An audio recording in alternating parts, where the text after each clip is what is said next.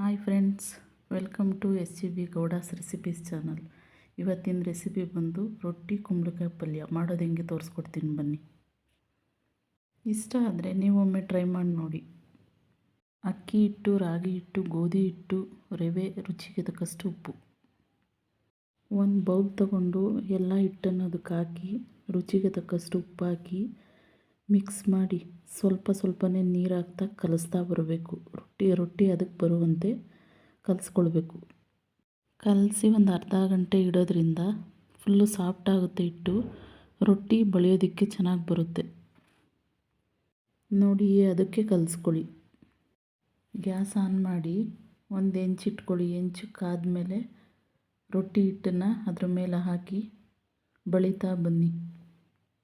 ರೊಟ್ಟಿ ಬಳಿದ್ಮೇಲೆ ಅದ್ರ ಮೇಲೆ ಸ್ವಲ್ಪ ನೀರು ತೊಗೊಂಡು ಚಿಮ್ಕಿಸಿ ಒಂದು ಪ್ಲೇಟ್ ಮುಚ್ಚಿ ಬೇಯಿಸ್ಕೊಳ್ಳಿ. ತಟ್ಟೆ ಓಪನ್ ಮಾಡಿ ರೊಟ್ಟಿನ ಎಬ್ಕೊಳ್ಳಿ. ರೊಟ್ಟಿ ಹಿಟ್ಟನ್ನ ಒಂದು ಅರ್ಧ ಗಂಟೆ ಕಲಸಿಡೋದ್ರಿಂದ ಈ ಥರ ರೊಟ್ಟಿ ಚೆನ್ನಾಗಿ ಬರುತ್ತೆ. ನಿಮ್ಗೆ ಎಷ್ಟು ಬೇಕೋ ಅಷ್ಟು ರೊಟ್ಟಿಗಳನ್ನ ಮಾಡ್ಕೊಳ್ಳಿ. ಇವತ್ತಿನ ರೆಸಿಪಿ ಇಷ್ಟ ಆದರೆ ಲೈಕ್ ಮಾಡಿ, ಶೇರ್ ಮಾಡಿ, ಸಬ್ಸ್ಕ್ರೈಬ್ ಮಾಡಿ, ಸಪೋರ್ಟ್ ಮಾಡಿ. ಇನ್ನೂ ರೆಸಿಪೀಸ್ ಬೇಕು ಅಂದರೆ ನಮ್ಮ ಚಾನಲ್ ಸಬ್ಸ್ಕ್ರೈಬ್ ಮಾಡಿ, ಕಮೆಂಟ್ ಮಾಡಿ.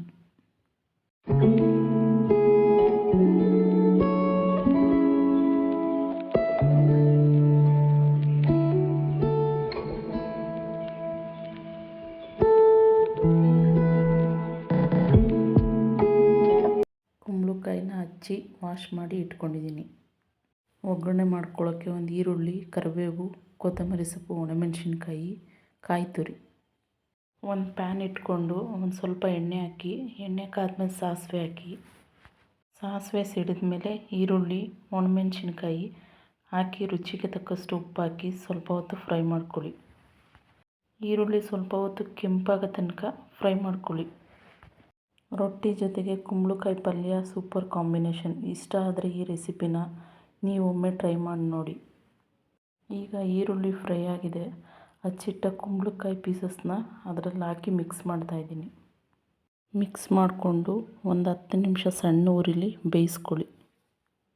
ಕುಂಬಳಕಾಯಿ ತಳ ಹಿಡಿದಂತೆ ಮಧ್ಯದಲ್ಲಿ ಮಿಕ್ಸ್ ಮಾಡ್ತಾ ಬನ್ನಿ.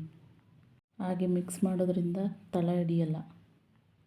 ಲಾಸ್ಟಿಗೆ ತುರಿದಿಟ್ಟ ತೆಂಗಿನಕಾಯಿ ತುರಿ, ಹಚ್ಚಿಟ್ಟ ಕೊತ್ತಂಬರಿ ಸೊಪ್ಪು ಹಾಕಿ ಸ್ವಲ್ಪ ಹೊತ್ತು ತಿರುಗಿಸ್ಕೊಳ್ಳಿ.